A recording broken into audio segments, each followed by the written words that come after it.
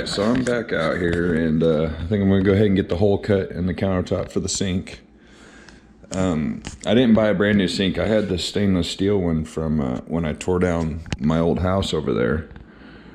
So what I had to do is I marked it out on the bottom side of the countertop, and then I had to make another line a 1/2 inch over and go away around with that, and that's the line I'm going to cut, is the 1/2 inch over line. So that's the outside of the sink, that's the lip it's going to sit on, and then that's what I'm cutting out.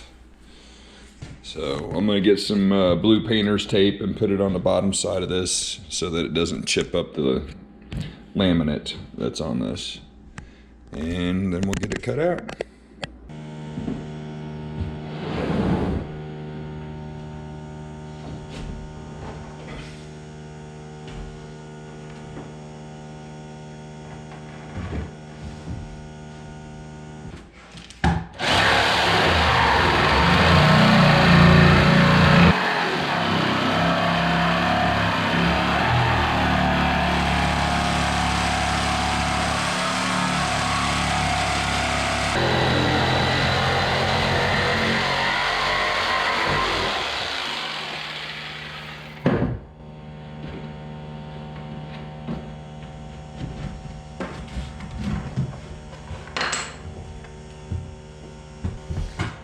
Oh, let's see if I got it right the first time.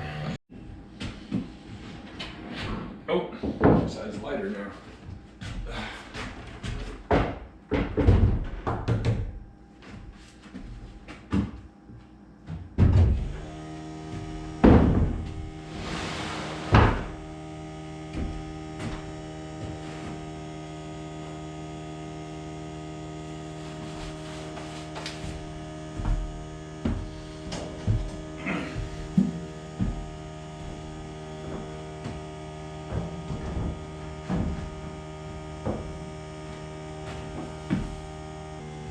No, I didn't get it right first time. I gotta cut out a little bit more. All right, I marked it. I actually went like a 1/4 inch too big on it, so you can always take more off. Can't put it back on. I figure that's the safest way to do it. All right, I think I got it. I got off a little bit on my line there. I think it'll fit.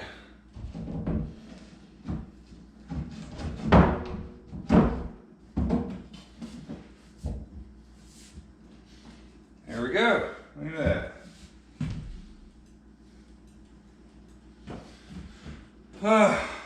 Okay.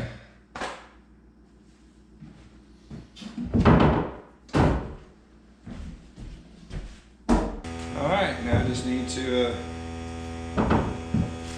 remember this countertop has a big bow to it along the entire length of it, so I'm gonna go get some weights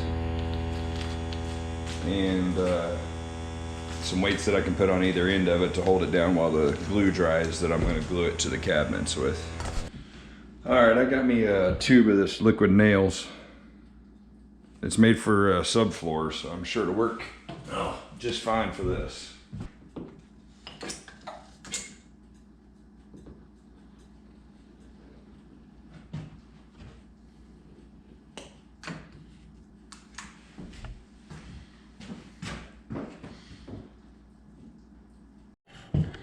Okay, I don't know what happened. My GoPro messed up and it didn't record me putting the countertop on there, but I did get it all on there, and I was telling you how I had the big bow in it, so I used concrete blocks to weigh down the two ends, and for some reason it wouldn't lay down flat right here, so I put some weight there too. But it's all laying down flat on the surface, on the cabinets, so I'm going to let that dry for about 24 hours. What I'm working on right now is getting this ductwork installed for the microwave stove exhaust. The thing is, I didn't realize it. I didn't even think to measure it, but this was a 4-inch pipe and this was a 6-inch pipe, and I just got a 6-inch adapter. So what I did is cut this up along through here to be able to spread it open and fit it over the 6-inch, and then I'm using this foil tape to seal it all back up. So I wrapped it around here, and then on the inside I'm gonna put a strip down there because this is sticky. So I'm gonna put another strip down behind it on the inside, and then I can connect these two pieces together. And it'll be the same thing on this side.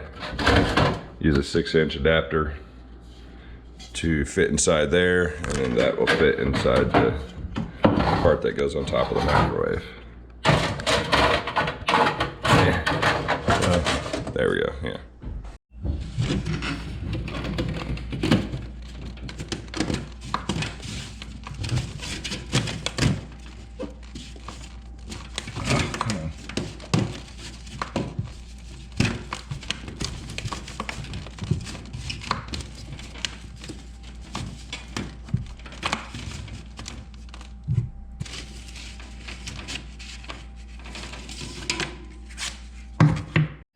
All right, so that's all hooked up. Let's run over here, run down through the top of the cabinet. It's gonna be connected to this right here, which will be where the vent to the stove is gonna go, right up there. So we're just gonna let that sit there. I'm gonna paint and stain the cabinets and paint the walls. I'm gonna do everything before I install the microwave. It'll be like the last thing to do. Now I figure out how I'm gonna cover all this up, make it look pretty. I got that ductwork all boxed in. I found this wood at my brother's house. It was an old cabinet that we ended up ripping apart to use it for pieces, and there was a piece left over that was just about big enough. I just had a little scrap piece left over there. Anyway, it was enough to do it, so I did that, and I put this molding across the top. Just gotta caulk it all and it'll be ready for paint. So now I'm gonna build me a little hot water heater stand right there for the hot water heater. Okay, I think I'm all done for now anyway. Shelves are built in the laundry room. Little platform, it's only 3.5 inches tall, nothing special, just a little bit elevation off the floor for the hot water heater. I'm gonna put a pan on it. It's never had a pan in here before, so I've personally never had a hot water heater leak itself. It's always just went bad on me and quit working. But it does happen, so I bought one of those. That's $20. Seems a little expensive for a stamped out piece of metal, but it is what it is. Shelves built, electricity's hooked up for washer, dryer, drain for the washer, exhaust vent for the dryer. I'm not too concerned with finishing out the laundry room. I'm just gonna use it for laundry, and that's all I need. So,